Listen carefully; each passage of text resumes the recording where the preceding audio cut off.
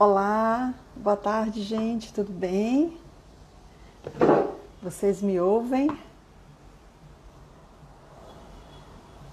Como é que vocês estão? Espero que cada um de vocês esteja muito bem. Hoje, essa semana, nós estamos começando com a live. As lives semanais começam às terças-feiras e vão até sábado. Então, de terça a sábado, uma live, um destino inspirador do mundo, uma personalidade.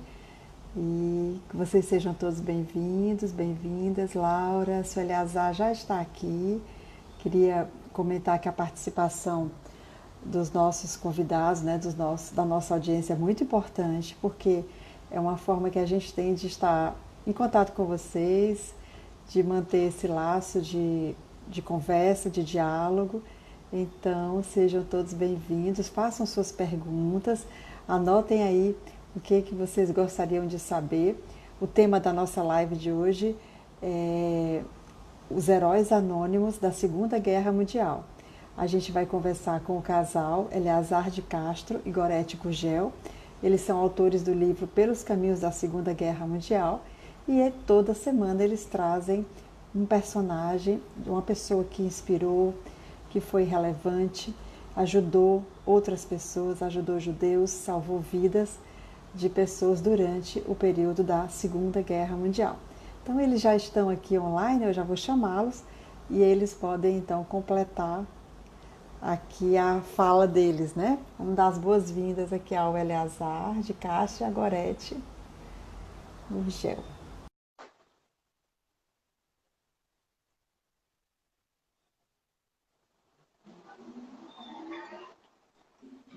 Vamos ajeitar aqui.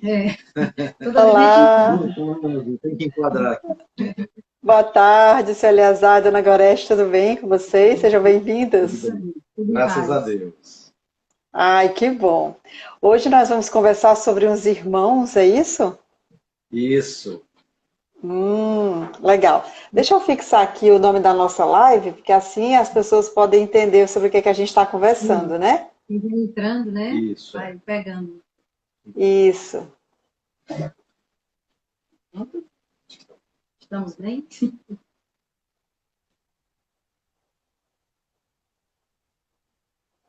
Podem chegar aí, gente, sejam todos bem-vindos.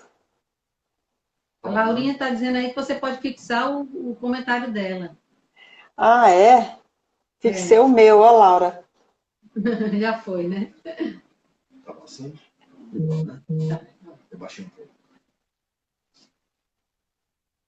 Pronto. Eu acho que o da Laura tá mais completo, e aí eu fixei o dela. Então, gente, contem pra gente como é que vai ser a nossa semana. Essa semana vamos ter duas lives, né? Como sempre, terça e quinta. E hoje a gente vai falar sobre os irmãos Bielski, é isso? Isso. Yes. Exatamente. Ai, que ótimo. Então fiquem à vontade, vocês podem começar. E na quinta-feira, já para antecipar, a gente vai falar sobre uma figura muito importante em Portugal, chamada Aristides de Sousa Mendes, tá? O primeiro português da nossa história, Dos que a gente já viu. Aliás, a semana são duas nacionalidades inéditas, né, Celi? Que hoje nós vamos falar de bielorrussos, foram os primeiros. E na próxima quinta-feira, o Aristides de Sousa Mendes. Muito bem, excelente. Eu queria até perguntar para as pessoas que estão chegando aí, que estão online, queria dizer, gente, que se vocês quiserem convidar outras pessoas para se juntarem a nós nessa live agora, é muito fácil. Basta você pegar esse aviãozinho, essa imagem que está aí no rodapé, que parece um aviãozinho de papel, e mandar para as pessoas. Assim elas vão ter a chance de fazer uma pergunta e serem respondidas. A live fica gravada no IGTV da agência, mas depois que ela está gravada é um vídeo, né? Não tem como interagir como a gente pode fazer agora, nesse momento online, aqui com os autores. Então é a chance de você ter a sua dúvida respondida, questionar, conversar, dialogar, que eu acho que isso é a grande riqueza da interação de uma live. Não é isso, Eleazar? Isso. Nós queremos agradecer as pessoas que têm participado com a gente dessas lives, as pessoas que estão, já adquiriram o nosso livro, né, que a gente sempre fala nele, e várias pessoas já entraram em contato com a gente, já pediram o livro, a gente já mandou pelo correio, né? Que Outras ótimo. pessoas nos informaram que compraram o livro nas livrarias, né? Que você pode adquirir na Saraiva ou Cultura. na Cultura, que inclusive foi onde a gente fez o lançamento, né? Então, Aham. fique à vontade, a gente reforça o que já dissemos antes, que o livro ele tem um conteúdo muito interessante para quem um dia pretende caminhar por esses lugares onde aconteceu a Segunda Guerra Mundial, que Uhum. inclusive é praticamente a Europa clássica, né? E depois ainda pega mais alguns países, pega os Estados Unidos, né? O Japão. Então, mas o nosso livro se concentra no que a gente já pôde caminhar por esses lugares durante 12 anos. Sempre que a gente podia viajar, a gente aproveitava para ir 14 anos. para ver os. Atualmente, 12 anos quando a gente parou para fazer o livro. Hoje já faz 14 anos, né? Que a gente olha esses lugares. Aham. E sempre que a gente viajava, a gente casava a vontade de conhecer esses lugares ao vivo, não só mais de forma teórica, mas também de usufruir do lazer, que é saúde, né? Usufruir do Da meio cultura, ambiente, que da é belíssimo gastronomia. nesse lugar, da cultura daquele povo, da gastronomia, né? Então a gente fazia uma viagem assim bem completinha, onde a gente pudesse atender os nossos anseios, as nossas vontades. Mas o conteúdo Isso. do livro se prende a indicar de forma mais prática por onde você pode ir indo para esses países como a Alemanha, a Polônia, Áustria, Áustria, a Áustria, França, França, França. Inglaterra, né? Inglaterra, E a Espanha, Bélgica, Espanha, Espanha, então Holanda, Países Itália, Baixos, senão o Holanda, Carlos dá um carão na né? gente. Países Baixos. Então, são bastante, são vários países onde a gente teve Luxemburgo, a gente teve o privilégio de ir nesses lugares e ver onde tinha acontecido as coisas da Segunda Guerra Mundial. Agora é Uhum. importante ressaltar, Celi, porque muita gente assim, então é só um guia dizendo como chegar nesse lugar? Não, a gente conta a história do que aconteceu naquele lugar. É uma Isso. forma de contar a história, né? Sim, Não com é isso? certeza. E eu gostaria de complementar dizendo que, como profissional de viagens, de turismo, eu considero esse livro um guia, primeiro, né, assim, com uma fonte segura de informação. Então, não é você chegar no Google para fazer qualquer pergunta, mas é um livro que foi editado, que foi publicado, e ele tem o seu valor por isso, porque as informações foram conferidas e reconferidas. Então, para nós que trabalhamos com o turismo, com o atendimento do cliente que pretende viajar e pretende viver uma experiência diferenciada em seus roteiros, eu considero fundamental para você ter ali, em algum momento que você vai atender uma pessoa que está querendo viajar pela Europa e quer ir além dos roteiros turísticos, além dos passeios tradicionais, eu acredito que pode ser uma grande ferramenta de vendas e de atendimento, né? E também gosto de dizer que se você adquirir o livro diretamente com os autores, eles ainda têm algumas unidades, você vai ter um livro autografado. Isso você não encontra em nenhum lugar do mundo, nem em Livraria Cultura, nem nenhuma outra. Então, acho que isso também é uma forma de você prestigiar as pessoas que estão trabalhando e que voluntariamente decidiram por essa iniciativa de publicar um livro que ajuda tanta gente. Então, é uma forma também de você retribuir comprando diretamente dos autores, né? E recebendo um autógrafo, que é muito legal. É. Tá bom. Então, pronto, feito essa parte, né? Que nem estava no script, mas a gente faz. Vamos ouvir agora a história sobre os irmãos Bielski, que ajudaram judeus durante a Segunda Guerra Mundial. Judeus e outras pessoas também, não foi? Outras famílias, mas Outras principalmente judeus. famílias. Uhum. Isso. Mas principalmente o Deus. Bem, Então, Celi, fiquem à vontade. antes cabe a observação que esse nosso herói de hoje, os nossos heróis, na verdade, são três, né? 4, né? Quatro, né? Quase Se 4. conta. Depois a gente explica. A gente vai explicar. Eles diferem um pouquinho do padrão que a gente vinha falando, né? Mas é isso mesmo, porque a gente tem heróis anônimos, quase anônimos, ou heróis que nem são anônimos, né? Mas fizeram alguma coisa pelo povo judeu, né? E fizeram alguma coisa por outros, né? Para escapar da Segunda Guerra. Bem, eles são diferentes no sentido de que eles eram guerrilheiros, tá? Eles eram guerrilheiros e eles, em determinado momento, eles lutaram. Mas eles tinham uma sensibilidade muito grande para eles optaram por salvar pessoas, né? Quando a coisa estava, eles às vezes lutavam e matavam alemães, né? Porque eles estavam em guerra, né? Uhum. E se eles não fizessem isso, as pessoas que estavam com ele iriam morrer, né? Mas quando eles podiam optar, eles até têm uma frase deles que eles disseram o seguinte: é preferível salvar um judeu do que matar 20 alemães, né? Eles disseram isso. Então, a preferência dele é tanto que em nenhum momento eles abandonaram a comunidade, porque eles poderiam ter abandonado a comunidade e se dedicado à guerrilha contra os alemães, mas não fizeram isso, ficaram até o fim. E né? eles também diziam que era importante não se desumanizar, né? Uhum. Não perder a própria humanidade no enfrentamento da guerra. Então, realmente é diferente. São 3 irmãos, eu falei que seriam 4, porque o mais novo, ou um dos mais novos, eles eram 12 irmãos, né? Nossa. 12 irmãos, uma família de agricultores, né? Judeus, eles eram judeus. Aliás, a única família judia de uma pequena comunidade na Bielorrússia. Chamada né? Stankiewicz. Só que depois, essa pequena comunidade virou um gueto. Então, passou a habitar nesse mesmo lugar muitos outros judeus. Mas na vida normal, cotidiana, eles eram a única família judia e muito bem estabelecida junto aos moradores daquele lugar. Né? Uhum. Eram pobres, agricultores pobres, que lutavam pela subsistência. Né? E o Elazar vai explicar um pouquinho sobre a questão do que é a Bielorrússia, tá? Para a gente se localizar. Aqui está o mapa do leste europeu. Está dando para enxergar? Tá, deixa eu ver se eu consigo desativar aqui os comentários, né? Isso. Porque aí a gente... Deixa eu ver como é que é aqui. É rapidinho. Só um minutinho. É rapidinho, Felipe. Nem precisa. É rapidinho. Tá bom. Tá. Olha, vocês veem que esse maior em lilás aqui... Ops. Peraí. Esse maior em lilás aqui é a Rússia. Tá. E aqui você tem a Polônia. Ok?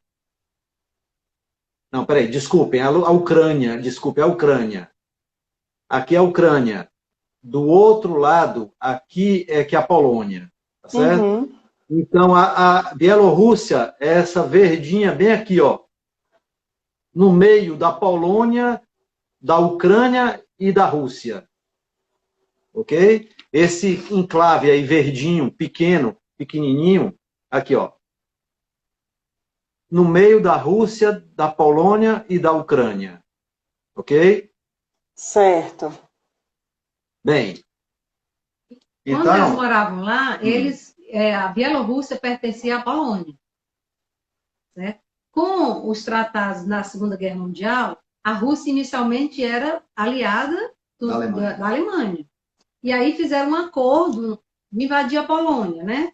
E os Estados Unidos, a Alemanha pega grande parte da Polônia e a Rússia pega a Bielorrússia, que estava muito na sua fronteira, para ficar sendo russa, né? Isso. Todos os países fronteiriços da União Soviética, né? Da Rússia, e depois se tornou União Soviética, foram apropriados, né?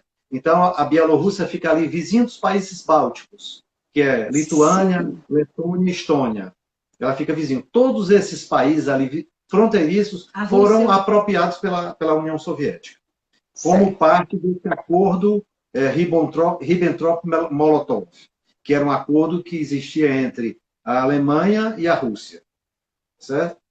Então, essa é a realidade que eles estavam vivendo, né? Os irmãos eram 3 irmãos já adultos, chamado o mais velho, que era o terceiro, né? Em relação aos 12, chamava Túvia. O segundo era o Azael, e o terceiro Não, desculpe. O segundo, Zuz, O Zuz, era o apelido dele. Na verdade, o nome dele era Alexander. E o terceiro, o Azael. E tinha um quarto. Vai lá. Então, o quarto era um dos mais novos, é o Aaron, né? Então, o Aaron, a história não o engloba junto com os 3 irmãos, como os irmãos Biels, porque ele era criança e ele não participou dessas atividades de guerrilha e de proteção à comunidade que eles formaram. Ele fazia parte dessa comunidade. E o interessante é que ele ainda é vivo. Ele já 92 anos. Vai fazer, ou já fez, esse ano, 93 anos, né? E um dia desse ele foi entrevistado por uma emissora de TV. Certo? Nossa, que incrível! Então, quando os alemães entraram pela Polônia, o Tuvia foi pego pelo lado dos soviéticos para ser um tradutor entre os alemães, né, os alemães e os russos, para poder fazer esse contato, né? Assim começa o entrosamento dele com os guerrilheiros, né? Ele começa a conhecer os guerrilheiros russos. E ele era um ex-combatente, ele sabia combater, mas dos irmãos era o único que sabia fazer esse tipo de coisa. Na Primeira Guerra Mundial, ele era também um intérprete, porque ele falava Yiddish. E com isso ele começou a fazer a tradução para os alemães, que alguns alemães entendiam Yiddish. E aí ele aprendeu também a falar alemão. E nunca esquecer, né? Bem, e aí ele lutou na Primeira Guerra, era cabo, tá? E ele tinha uma experiência tremenda. Era um homem muito, do ponto de vista de estratégia, tinham 2 coisas que favoreciam nessa ali. Primeiro, porque ele era um homem com a visão de estratégia, de campo, etc., impressionante. Segundo, porque ele conhecia as florestas da Bielorrússia com uma palma da mão. Né? Muito importante, né? Isso. Bom, a gente já disse que a família tinha muita dificuldade financeira e o Tuvia, então, aluga um moinho, procura levar recursos para a família. Não sendo suficiente, ele termina casando com uma moça mais rica, mais velha do que ele, mas a história não diz se foi por interesse, ou foi por pura, assim, sorte, né? Vamos dizer, para ele, porque aí ele passou a ajudar mais a família, né? Isso foi antes de eclodir a Segunda Guerra Mundial. E isso também em outra cidade chamada Subotnik, tá? Também na Bielorrússia. Eram todas cidades próximas umas das outras, né? Uhum. Então, quando houve a ocupação soviética, né, porque aí a Alemanha invade a Polônia e a Rússia invade de lá, pelo outro lado, invade os outros países bálticos, a Bielorrússia, a Ucrânia, tá certo? Bem, e aí ele temia ser preso pelo NKVD.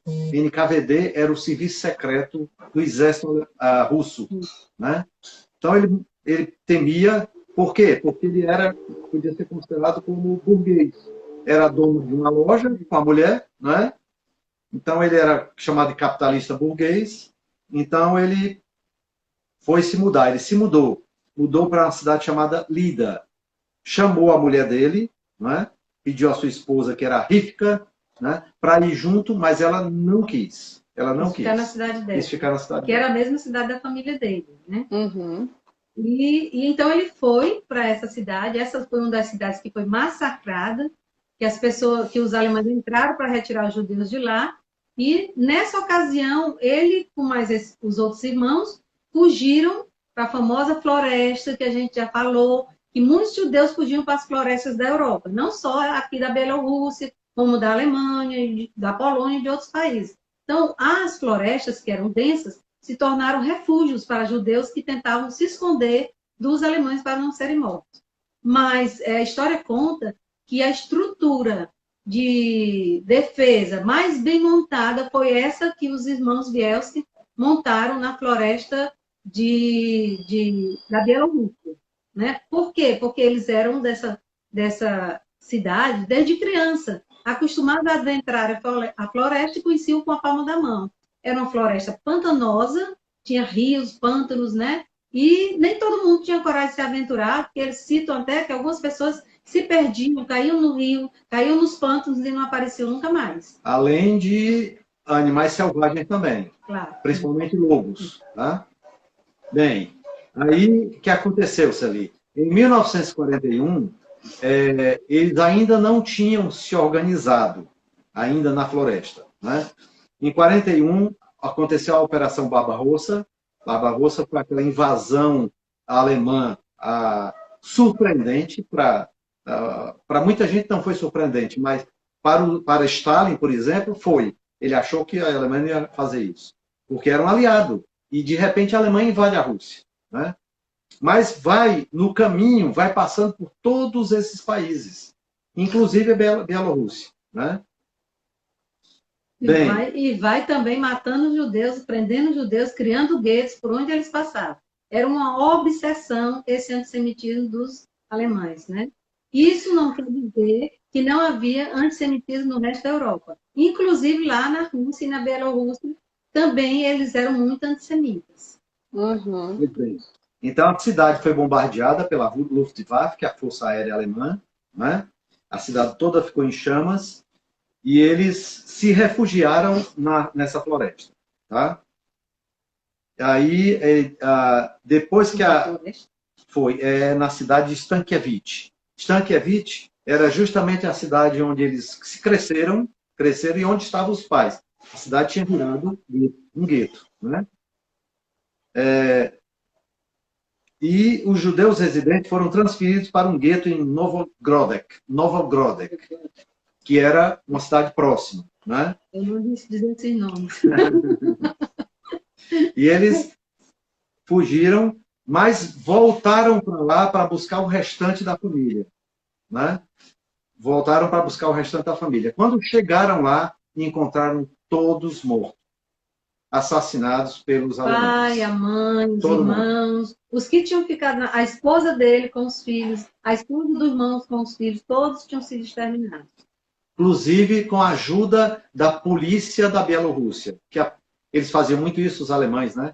Eles ameaçavam, aí pegavam o cara da polícia, cooptavam o cara, e o cara começava a fazer crueldade em nome do nazismo também.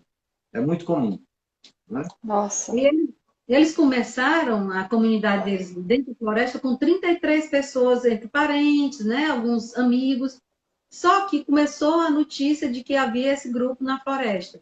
Então, quem conseguia fugir dos guetos, que os guetos ainda tinham uma certa insegurança, dava para fugir, iam procurá-los na floresta. Então, de 33 passou para 100, de 100 passou para 300, e eles chegaram a ter mais de 1.500 pessoas com eles nessa comunidade na floresta. Uhum. Né? E eu posso até adiantar que, ao final, foram salvos 1.230 judeus. Sendo que desses, 70% eram idosos, crianças e mulheres, que eles preservaram. Era o único lugar onde eles poderiam sobreviver, né? Que mostra muito o caráter humanitário dos Bielski, né? Porque eles podiam simplesmente, ele recebeu oferta para comprar uma força, que eles chamavam de força de resistência, e dava o nome da família, ou outro nome qualquer. Então ele era Força Bielski, por exemplo. E ele foi chamado pelo exército soviético, mas não concordou, porque ele disse, não, se eu sair, todos os nossos amigos da aldeia vão morrer, porque eles não tinham como resistir. E ele resistiu e não foi lutar. Uhum. Então, se ele quer perguntar alguma coisa, né? Ontem eu participei da live que o senhor Eleazar fez, né, sobre o ocultismo e o nazismo, e achei tão interessante. E me ocorreu que, eu acredito que a nossa audiência também, as pessoas que nos acompanham aqui no perfil da Tati Delec, eu já encontrei com algumas pessoas que estão sempre por aqui, e eles também têm muitas dúvidas. Quem são os judeus? Porque a gente fala muito assim, um alemão judeu, um polonês judeu, né? Todo mundo é judeu? Como é isso, né? Quem são essas pessoas?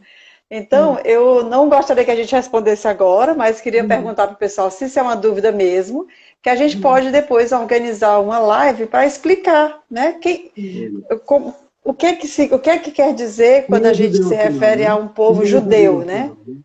Porque os judeus são culpados de tudo, são perseguidos por todos, né? Todo mundo quer saber onde é que estavam os judeus.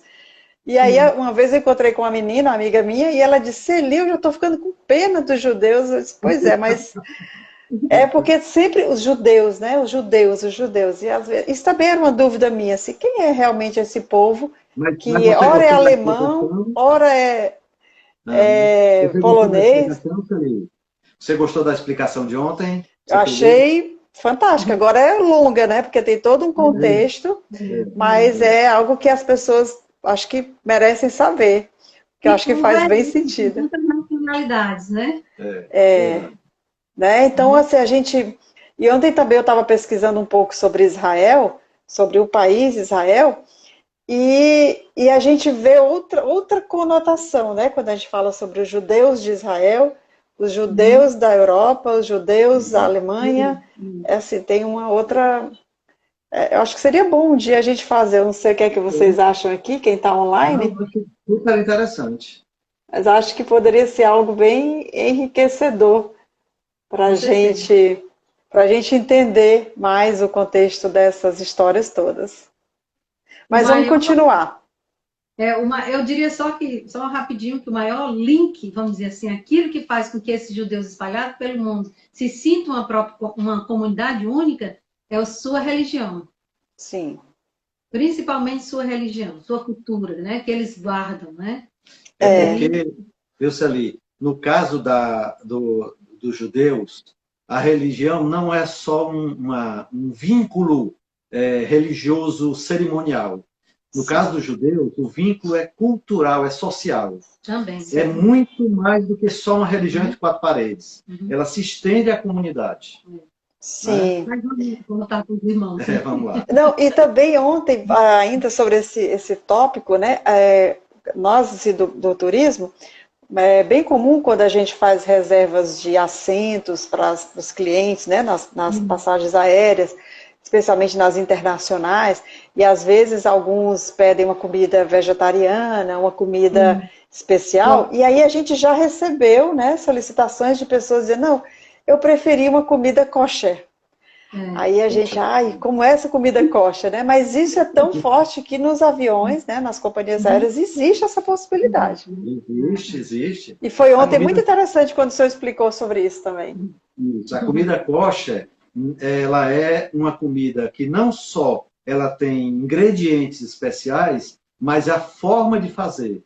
Até a panela tem que ter uma panela sagrada.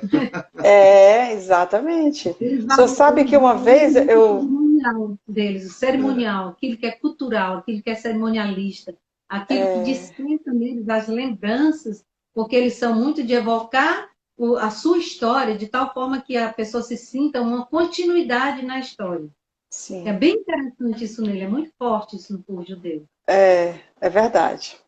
Mas mas vamos ótimo, voltar ao vamos. nosso irmão. Pois bem, e aí, Celi, eles vendo que eles estavam mortos, eles foram. A primeira reação do Túvia foi de organizar as pessoas na floresta, né? De fugir para lá e se organizar. Eles não tinham ideia de fazer uma comunidade muito grande, Uhum. né? Inicialmente. Enquanto que o outro, o Alexander, que era o Zuz era mais temperamental, mais explosivo, foi logo no dia seguinte, já foi na aldeia e, segundo o filme, não há esse relato nos textos, mas segundo o filme, que a gente já vai dizer qual foi, Uhum. né? O filme ele foi à comunidade e matou alguns colaboracionistas que tinham entregue os judeus ao gueto. Né? Sim, Bem, mas o Tuve era mais equilibrado, mais ponderado. Né? Pois bem, então eles ficaram lá, construíram no primeiro momento. Não foi num lugar só, ao longo da história. Eles foram se infiltrando na Foram floresta, se né? filtrando e foram fugindo à medida que eram descobertos, que havia alguma ameaça. Aí eles mudavam. Né? Chegaram no ponto em que eles construíram uma comunidade com muita coisa. Tudo Tinha muito rústico, mas tinha tudo estrutura. rústico, com madeira, É. etc. Mas Uhum. era escola, hospital, um hospital não, enfermaria, digamos. Uma creche, uma sinagoga, um teatro, uma sapataria, uma barbearia, uma padaria, uma lavanderia e até uma prisão que também era tribunal. Tudo isso no meio da floresta. E o olha, Túvia, né? Ele gerenciava isso com mão de ferro. Não era fácil. eram pessoas que viviam momentos de muita angústia, de muita fome, eles passavam muita Extensão, né? fome, né? Nem sempre tinha alimento. Eles saíam e iam nas casas dos produtores rurais, que também não eram ricos e estavam vivendo a guerra, e pediam alimentos, porque eles disseram que não queriam roubar, só iriam pegar daqueles que cedessem, né? E às vezes eles eram denunciados por alguns, né? E Uhum. então eles passavam fome. E o inverno lá é aquele inverno de muitos graus abaixo de zero, de muita neve, e eles tinham que se preparar para isso dentro de uma floresta. Então, mas eles ainda preferiam, eles sempre diziam constantemente que preferiam isso porque lá eles eram livres. Ali era o único lugar onde um judeu, nessa época de guerra, perseguido pelos nazistas, poderiam ser livres. Então, a liberdade era tão valorosa para eles que as condições precárias eram superadas, né? Inclusive doença, Aham. o tipo chegou lá e eles tiveram que tratar, né, uma pequena epidemia ali dentro. E aí sim, nessa ocasião eles foram atrás de penicilina e roubaram mesmo, né? Porque Roubaram ninguém os ia dar. alemães, que o único lugar, houve um acordo entre eles e os soviéticos. O soviético, nessa época, o ZUS já tinha se impacientado porque ele queria lutar, ir para a Uhum. luta e matar os alemães, né? E o Uhum. Tuvia segurando ele, dizendo, não, vamos construir nossa comunidade, vamos tomar conta deles, né? E aí ele disse, não, eu vou atrás. Aí houve um acordo do exército soviético, né? Os partisãs soviéticos também. Partisãs eram os que lutavam contra o regime alemão. E eles iam num posto alemão, eles roubariam a penicilina e, ao mesmo tempo, destruíam o rádio. Porque o rádio que Rádio tinha lá, transmissor. transmissor, ele passava muitas informações da Tá. estrada, onde eles faziam tocaia. Então, eles fizeram isso, destruíram o rádio e roubaram a penicilina dos alemães. E como forma de ter uma proteção adicional, eles se associavam de vez em quando com os partisanos russos, né?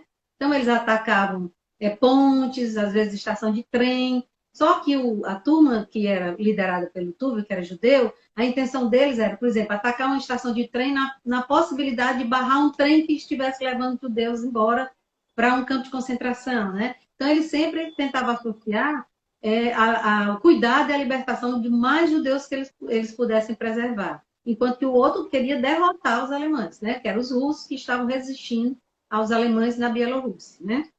Isso. E aí eles fizeram isso.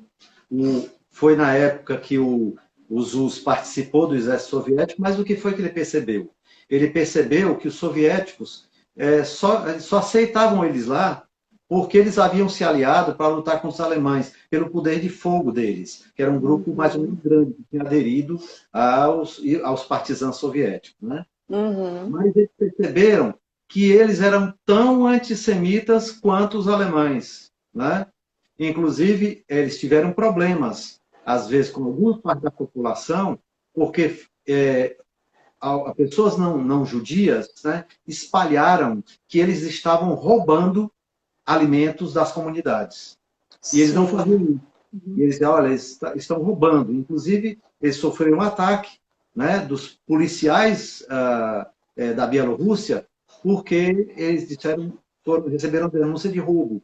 Na verdade, eles não Uhum. roubaram. Não eram eles, Não né? eram Eles eles. já tinham feito esse Uhum. propósito de não roubar. Não roubar daquele que precisava tanto quanto eles, né? Uhum. O interessante deles é que eles também tiveram seu lado romântico. Os três conheceram o Tuve, a nova esposa, né? O Zuz, e o mais novo também a sua companheira. Então, Ah. todos eles encontraram as novas companheiras nesses lugares, né? E elas também eram judias.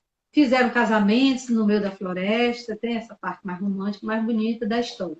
A única coisa que eles pediam é que ninguém engravidasse, porque você não tem controle sobre um bebê. Na hora de fazer silêncio, ficar imóvel, como é que você controla um bebê?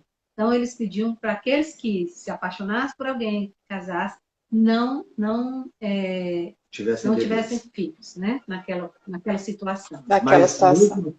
o filme apresenta uma situação que a gente acha que foi verdadeira, que nasceu um bebê de uma senhora que havia sido estrupada pelos alemães, né? Nasceu um bebê e aí ele não, quando ele viu o bebê, Aí ele disse, desobedeceram a minha ordem e tal, mantiveram escondido, né? O bebê. E aí, quando eles soube, eles desobedeceram, vamos dar essa criança, etc, né? Aí a nova esposa dela, que era a Lilca, né? Ela convenceu a ele de ficar com o bebê, e ele aceitou. E ela usou justamente o que ele falava sobre a humanidade. E ela diz assim, ora, a única coisa que pode ainda nos trazer esperança é saber que teremos continuidade. Então, aí ele amoleceu realmente, né? E permitiu que a criança ficasse. Essa comunidade se mudou umas 3 vezes, né? Cada vez entrando mais na floresta. Sofreram um bombardeio e virou uma lenda, viu, Celi? Virou uma lenda. Porque tem uma hora do filme que chegou um grupo, de vez em quando, ele saía para ir atrás de comida, né? O Túvia. Quando voltava era com mais gente. Aí o irmão dele disse assim, você é louco, você sai para buscar comida e volta com gente. Já está pouca a quantidade de comida. Aí, porque ele era muito sensível, né? Queria proteger as pessoas. Não, a gente bota mais água na sopa, etc, né? Então, chegou um cara, né? Aí disse assim, como é seu nome? Aí ele disse, Túvia. Ele disse, você existe? Eu pensei que era só uma lenda. Então, porque virou lenda, né? Todo mundo dizia, tem um grupo na floresta, né, que vive lá, protegida pelos irmãos Bielski e tal. O nome tudo. O que eu acho interessante, a gente até ter trazido esse caso dos irmãos Bielski, é porque muita gente fala o seguinte, gente, os judeus eram milhares, ao final foram 6 milhões de judeus exterminados. Por que uma quantidade tão grande eles não reagiram, né? Primeiro, porque o trabalho de isolamento do povo judeu que o alemão fez foi muito bem feito na Alemanha, né? Toda uma propaganda ao longo de 10 anos, assim que o Hitler assumiu, de tal forma que foram criando a ideia nas novas gerações de que eles eram como insetos, que eles eram culpados de tudo que havia de ruim dentro da Alemanha, né? E esse fato não acontecia só na Alemanha, acontecia pela Europa toda. Uma tendência de julgar o judeu como culpado de muitas coisas, como interesseiro, como aquele que não se reunia com o resto dos povos, né? E a gente a gente pode ver que isso se repete hoje com os imigrantes, né? Os imigrantes de outros países que tentam guardar a sua cultura, né? E que as pessoas começam a rejeitar pela cultura que ele traz, por não absorver do lugar onde foi recebido. Então, o que a gente achou interessante foi mostrar que sim, esse judeu reagiu, mas quando reagiu, já reagiu muito tarde. Ele também não tinha exército, né? Não era um povo pacato. Nunca foi um povo de exército. Era um povo de negócio, né? De comércio, dessas coisas. E aí, mas mostrar um pouco de que muitos tentaram reagir, muitos tentaram salvar os seus companheiros, né? Muitos fizeram revoltas até dentro de campos de concentração, que era uma coisa dificílima de se fazer, né? E houve uma tentativa por parte do povo judeu de sobreviver. Afora aqueles outros nossos queridos que ajudaram as pessoas a se salvar, né? E também eu penso que quando a gente está falando assim, olhando de longe, né, para uma situação em que existe um poder ameaçando um povo, né, uma comunidade, cabe a esse povo, muitas vezes, a única opção é se defender, né, se defender, fugir, se esconder, porque a força é tão grande, o tamanho de que tudo isso aqui acontece é tão avassalador, que não dá tempo se atacar e se defender. Às vezes só cabe, infelizmente, uma das opções, né? Então, o que a gente viu foi sempre os judeus fugindo, saindo, procurando soluções em outros lugares, sendo ajudados por outra, porque era tanta eu imagino que também tenha, não cabia nem, não dava nem tempo de se vingar, porque ela tinha que estar sempre se escondendo. E eu acho que era a escolha de prioridade mesmo, definida pela prioridade, né? Isso. Bem, Sari, dos 5 irmãos vivos, né? 5 do mais velho. Isso. O mais velho morava já nos Estados Unidos, já foi antes da guerra, já tinha ido antes da guerra. Aí tinha o Túvia, o Zuz, o Azael e o Aron, tá? O Túvia e o Zuz, depois da guerra, eles fugiram imigraram para Israel, porque eram judeus, foram pela Romênia, e de lá da Romênia foram para Israel. A Palestina inglesa, né? Na época era inglesa. Isso, na Palestina inglesa, né? Uhum. E o Azael foi convocado para a guerra, né? Ele, antes de terminar a guerra, ele foi lutar pelo lado 45 já, lado né? russo, já 45, e infelizmente morreu, né? O Azael. Uhum. E o Aron é esse que está vivo, até hoje. Né? Nossa. Tem 92 anos, né? Será que a gente conseguia falar com ele, com alguém da família, hein? Mas se procurar Pois é. no YouTube, tem umas coisinhas dele lá. E ele mora nos Estados Unidos, né? Eles foram para Brooklyn, Nova York. Nova York. E a família ficou por lá. Acho que os filhos dele, sobrinhos, né? Ainda existe um descendente dele. Você viu ontem, Celi, quando a Miriam Osner, que fez aquela live com a gente, ela ontem disse, olha, tem uns parentes dos Bielski morando aqui em São Paulo. Eu fiquei até de fazer verdade. Né? Eu vou falar com ela, perguntar se ela conhece. Né? Bem, Celi, e aí? Ele faleceu, deixa eu ver aqui a data. 87. Em 87. Quando ele morreu, ele estava quase sem dinheiro, né? 81 ou 82 anos. Isso. Já velhinho. Foi enterrado em Long Island, né? Lá em Nova York. E um ano após a morte dele, os restos mortais foram exumados e levados para Jerusalém, onde ele teve um funeral de Estado, um funeral de honras militares. É conhecido como herói, né? E só não recebeu a comenda justa entre as nações porque ele era judeu. Ele era judeu. Quem era judeu não recebia. Sim. O irmão dele do meio, o Zuz, também viveu até 95, né? Também morreu já mais velho. Eles chegaram lá, fizeram uma pequena empresa de caminhões, de transporte com caminhões, eles dirigiam, era uma pequena empresa, e eles trabalharam 30 anos com isso aí, juntos, né? Foi como criar a família. Eles ficaram com aquelas esposas que eles casaram na floresta até o final da vida deles, né? E o mais novo, Aaron, eu não consegui saber se ele não tinha casado, mas com certeza ele não teve filhos, porque até onde eu vi, ele vive com os sobrinhos, né? Tem mais contato com os sobrinhos, né? Sim. Eles tiveram 3 filhos, né? E 3 netos. E 6 netas. Tá? Eita, igual a gente. Igual a gente. Aí, sobre isso, depois o pessoal começou a escrever, né? Tem 2 livros escritos. 2 livros escritos. Um título é enorme, né? O nome do livro é Os Irmãos Bielski, a história real de 3 homens que desafiaram os nazistas. Salvaram 1,2 mil judeus e construíram uma aldeia na floresta. Esse livro foi lançado em 2003, inclusive editado no Brasil pela Companhia das Letras.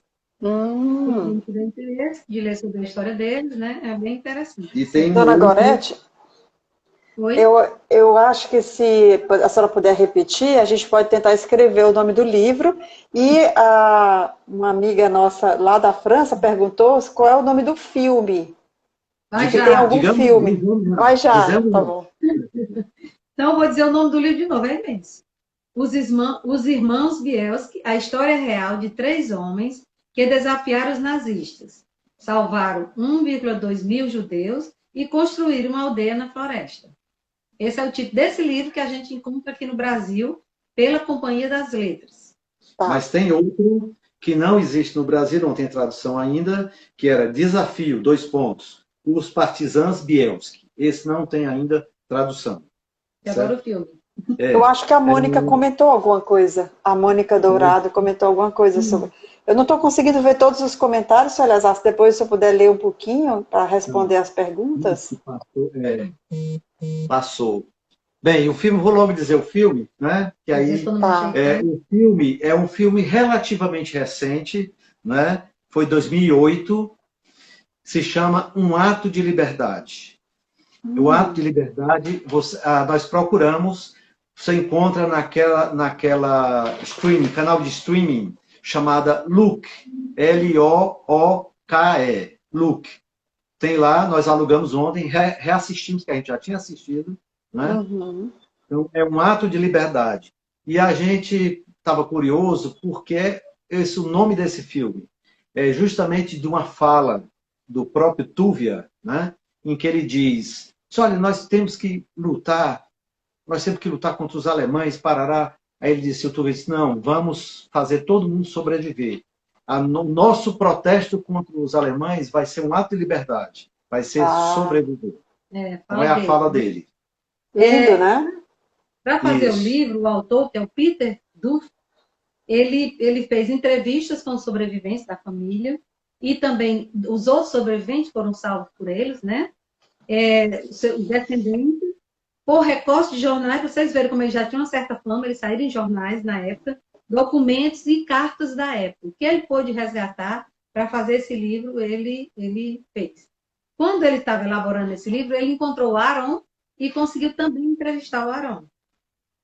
Celi, tem um documentário que também não conseguimos achar, e parece que não tem no português, Em Nossas Mãos, o legado dos partisãs Bielski. É um documentário. Esse a gente não conseguiu. Tu disse onde é que a pessoa pode ver o filme? Diz. Isso, né? Então A Mônica... Luke, Tá. L-O-O-K-E. É um canal de streaming. Desse tipo Netflix. Vocês têm esse livro? Vocês poderiam mostrar a capa, não? Não temos. Nós vamos comprar. Nós vamos tá. comprar. A gente já tinha assistido o filme, né? Já sabia da história dele. Sim. Tá. Muito interessante, né? A gente vai pesquisando e vai encontrando cada história, cada uma mais comovente que a outra, né? Isso. Deixa eu ver aqui.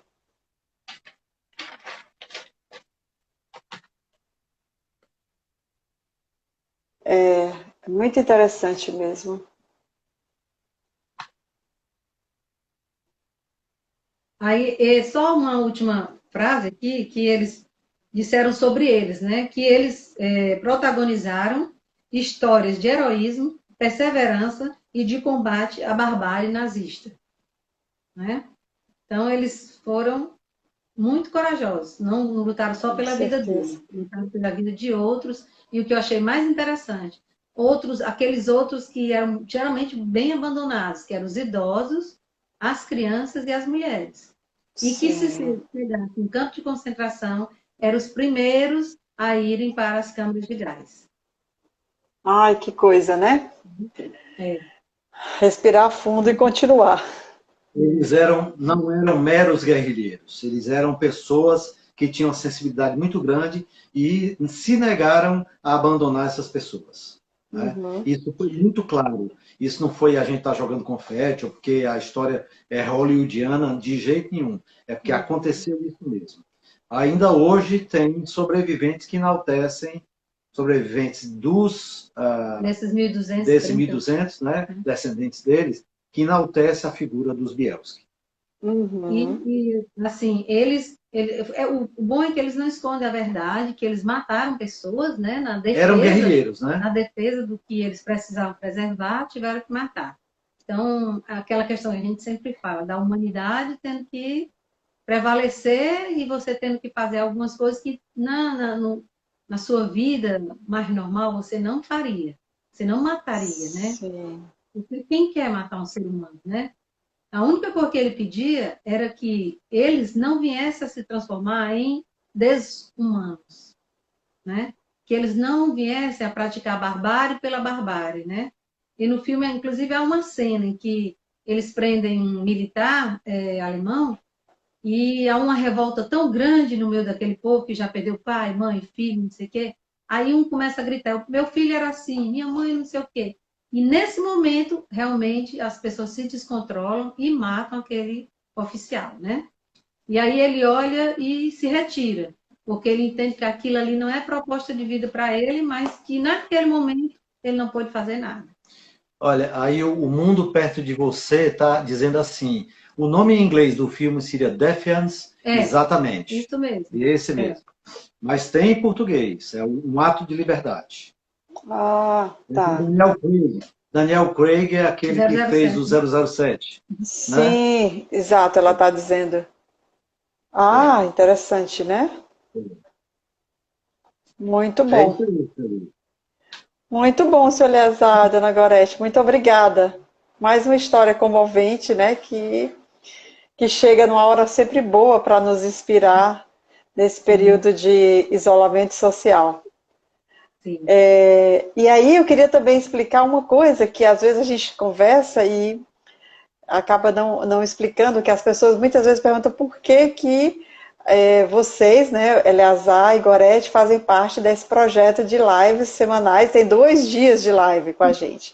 Então eu queria dizer que primeiro que a gente admira muito o casal, não é só isso não, mas porque nós temos uma parceria com eles, nós organizamos viagens temáticas que visitam os lugares da Segunda Guerra Mundial.